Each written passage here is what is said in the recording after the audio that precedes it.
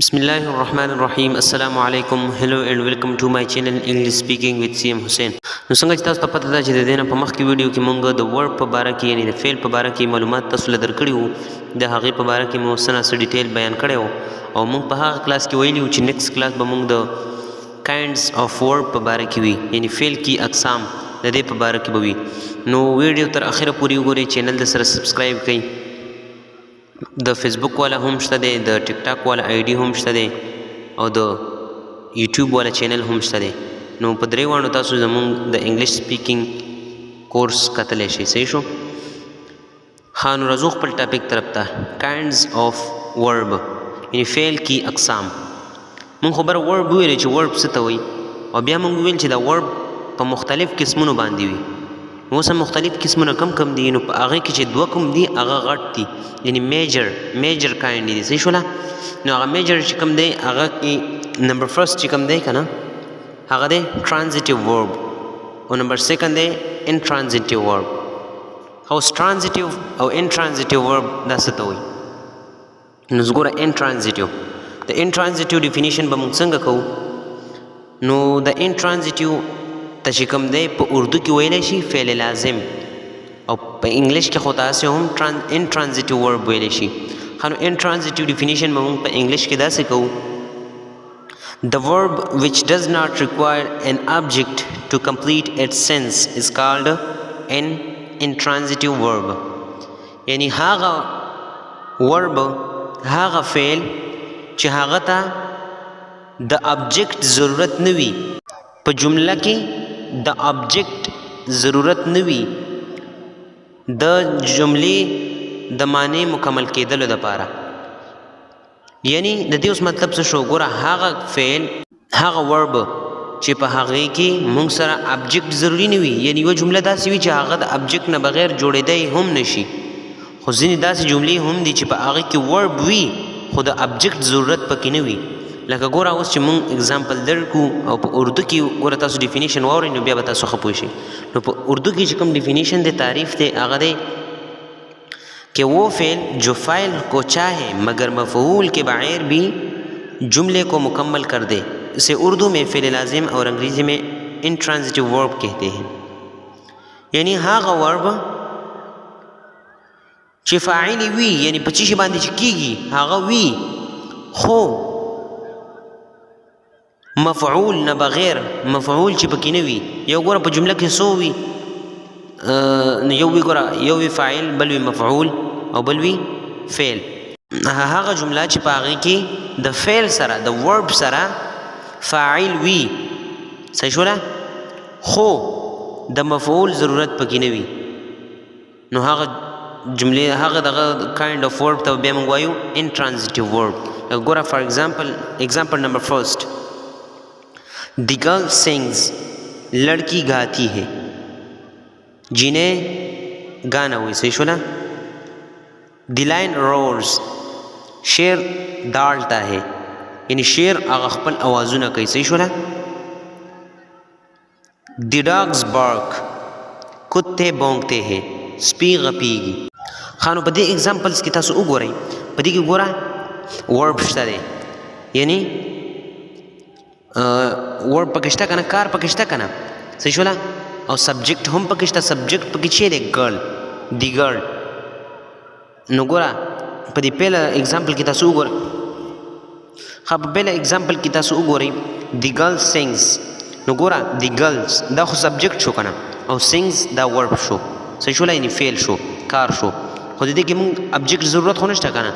نو دې کې مثال اوس داسې وایي چې د ګرل سنگز ان د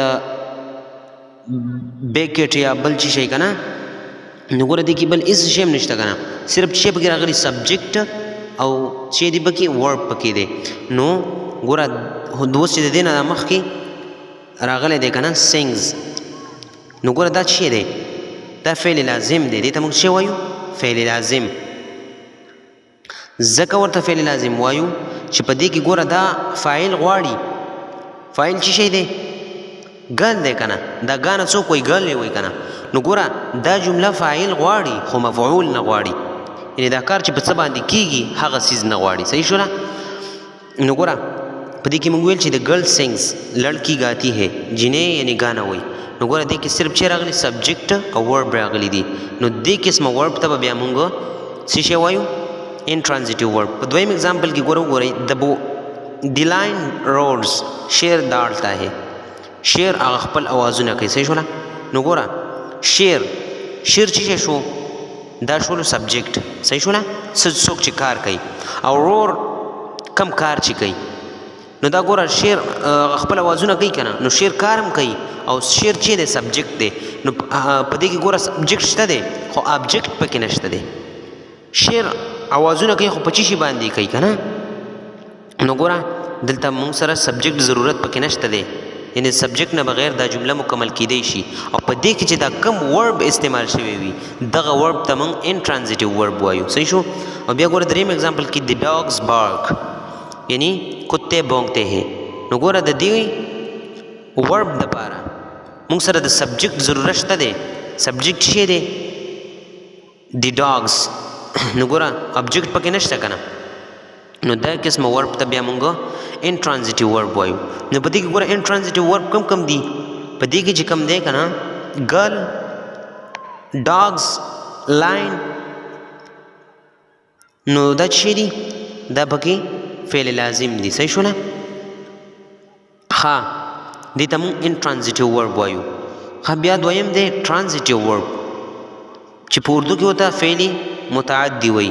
صحیح شولا یو ګوره برو فعل لازم او فعل متعدی صحیح شولا ها نو ګوره د دې ډیفینیشن به موږ په انګلیش کې څنګه کوو دې ډیفینیشن به داسې کوو چې the verb which require an object to complete its sense is called a transitive verb یعنی هغه verb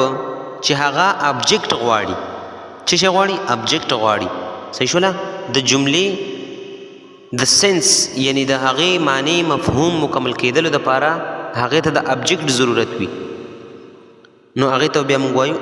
ټرانزیټیو ورب اردو کی تعریف داسې دی چې وہ فعل جو فاعل کے علاوہ مفعول کو بھی چاہے اور جب تک جملے میں فاعل اور مفعول دونوں نہ ہو تو جملہ مکمل نہ ہوگا اور پورا مطلب نہ دے اسے اردو میں فعل متعدی اور انگریزی میں ٹرانزیٹیو ورب کہتے ہیں یعنی ګوره د دې څه مطلب شو دا دومره اوږد ډیفینیشن دا شارټ کټ ګوره موږ په پښتو کې څنګه یادو چې هغه فعل هغه ورب چې هغه فاعل یعنی سبجیکټ د هغې نه علاوه مفعول یعنی ابجیکټ هم غواړي او چې کله په دې جمله کې فاعل او مفعول دواړه پکې نه وي نو دا جمله خپله معنا نه مکملوي او موږ له څه مطلب نه راکوي نو دغه ورب ته بیا موږ په انګلیش کې ټرانزیټیو ورب او په اردو کې وته فعل متعدی وایو example یې څنګه دی ګوره فار ایگزامپل I take tea daily मैं रोज़ाना चाय पीता हूँ ज़ रोज़ाना चाय स्कम the sun rises in the east सूरज मशरक से निकलता है नूर द मशरक न राखीजी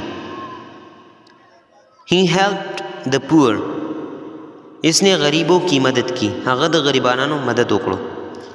اوس ګوره په دې جملو کې په دې एग्जांपल्स کې تاسو وګورئ د سن نو د سن شو دا شولو سبجیکټ رایز راخیږي عمل دی کنه ورب شو ان د ایست د ایست طرف نه نو عمل په دې باندې کیږي نه یعنی ایست د طرف نه د کم طرف نه دا راخیږي چې د عمل چې کیږي دا د کم طرف نه کیږي د ایست طرف نه کیږي کنه د مشرق طرف نه نو په دې کې دا ایست شو ان د ایست دا په کې شو ابجیکټ نو ګوره دې سره خانو ګوره په دې جملو کې کوس مونږ د دې نه دا ان د ایست ختم کو نو ګوره د سن رایزز دا سمانه ورکوي نه ورکوي کنه صحیح شو نو دا سمانه نه ورکوي لکه رایزز راخیږي چې شی راخیږي نو چې کله ولي کې ګوره مفعول او فاعل دواړه ورسره ولګوي نو بیا د خپله معنی ورکوي نو ګوره دلته په دې کې سبجیکټ هم شته ابجیکټ هم شته او ورب هم شته نو چې په دې کې کم دا ورب استعمال شوی دی دغه ورب ته وایي ټرانزیټیو ورب صحیح شو بیا आई टेक टी डेली मैं रोज़ाना चाय पीता हूँ په دې کې ګوره آی زه دا چې شو سبجیکټ کار کوي که نه ټیک سکل کوي ټیک ټي چای سکي که نه ډیلی روزانه نو دا ډیلی چې شو د ابجیکټ شو کنه کار کوي خو څه ټیمې کوي سهار ماسپښین ټایم به ښایي که نه خامخا نو په دې کې وګوره دا ډیلی چې کوم دی دا دی ابجیکټ نو که په دې کې اوس موږ ګوره د دې نه دا سبجیکټ او ابجیکټ دا دواړه ترې لرې کړو او د دې سره صرف دا فعل پرېږدو که نه دا کار نو ګوره ټیک نو دی خو څه مطلب نه شو که نه چې کله د دې سره مونږ مفعول او فاعل دواړه ولګو نو دا بیا خپله معنی واضح کوي نو ګوره دلته چې کوم دی دا ټرانزیټیو ورب کوم استعمال شوی دی ټیک نو دا ټیک کوم یو ورب دی ټرانزیټیو ورب صحیح شو بیا دریم هی هیلپ د پور اس نے غریبوں کی مدد کی هغه د غریبانو مدد وکړو صحیح شو نه هغه هی په کې شو سبجیکټ شو کنه کار کوي کنه هیلپ مدد کوي صحیح شو نه مدد یې کړی نو کار یې کړی دی کنه نو دا کار چې شو هیلپ ان د پور نو د پور چې شو ابجیکټ شو کنه هیلپ مدد یې د چا کړی د غریبانو یې کړی کنه د غریبانان په کې شو ابجیکټ په کې شو صحیح شو دا مونږ مخکې ویلي دي چې سبجیکټ څه وایي څه ته وایي ابجیکټ څه ته وایي دا ټول مونږ ویلي دي خو که چا نه وي کتلي نو مخکینی ویډیو در سره وګورئ نو انشاءالله په دې به ښه پوه شئ اوس دلته ګوره په دې کې اوس سبجیکټ هم شته اوبجیکټ هم شته او ورب هم شته نو چې په داسې جمله وي چې په هغې کې د جملې د مکمل کېدلو دپاره داسې ورب یعنی په جمله کې داسې ورب راغلی وي چې د هغې سره مونږ ابجیکټ ونه لګو نو هغه خپله معنی نه ورکوي نو داسې ورب ته بیا مونږ ټرانزیټیو ورب وایو نو ګوره که دلته مونږ د دې نه د هی او د پور دا ترې ختم کړو نو هیلپ دا څه مدد ورکوي څه معنی ورکوي نه ورکوي که نه نو چې کله مونږ د دې سره هی هیلپ د پور نو مفعول او فاعل دواړه ورسره ولګو نو بیا خپله معنی ورکوي نو ګوره په دې درې واڼو کې چې کوم دی ټرانزیټیو ورب به کم وي rises take helped دا چې دی پکې ټرانزیټیو ورب دی نو په دې ګوره ان ټرانزیټیو او په ټرانزیټیو کې فرق څه شی دی فرق یې ګوره صرف دا دی چې هغه ورب چې هغې ته د هغې معنی مکمل کېدلو دپاره د ابجیکټ یعنی د مفعول ضرورت نه وي هغې ته ان ټرانزیټیو ورب وایي او ټرانزیټیو ورب هغه ورب ته وایي چې د هغې د معنی مکمل کېدلو دپاره د ابجیکټ ضرورت وي نو هغې ته بیا ان ټرانزیټیو ورب وایي لکه څنګه چې تاسو په مثالونو کې وکتل نو داسې قسمه ورب ته به بیا مونږ چې وایو ټرانزیټیو ورب او په اردو کې به ورته وایو فعل متعدي نو دا نننی ټاپک او امید دی چې ښه به پوه شوي وئ او ویډیو در سره اخره پورې که چا نه وي کتلي نو نورې ویډیوګانې هم وګورئ د دې نه مخکې ځکه چې په دې کې به ډېر داسې ورډ وي چې په هغې به تاسو نه پوهېږئ او هغه موږ د دې نه مخکې ډېر ښې طریقې سره ایکسپلین کړي دي نو هغه هم در سره وګورئ او دا ویډیو هم در سره وګورئ لایک کړئ چینل سبسکرایب کړئ اینډ تھینکس فار واچینګ مای ویډیو او دا نننی ټاپک د کاینډز اف ورب په باره کې یو ټرانزیټیو او بل یو ان ټرانزیټیو ورب نو امید دی چې ښه پوه شوي وي او چینل د سره سبسکرایب کړئ او د روانې ویډیو د کلاس لپاره انتظار وکړئ نو تھینکس فار واچینګ مای ویډیو اینډ ویټ فار نیکسټ ویډیو او نیکسټ کلاس به موږ وي فارمز اف ورب په باره کې ان د ورب 3 فارم دي که نه نو هغه 3 فارم به انشاءالله موږ په نیکسټ کلاس کې وایو تھینکس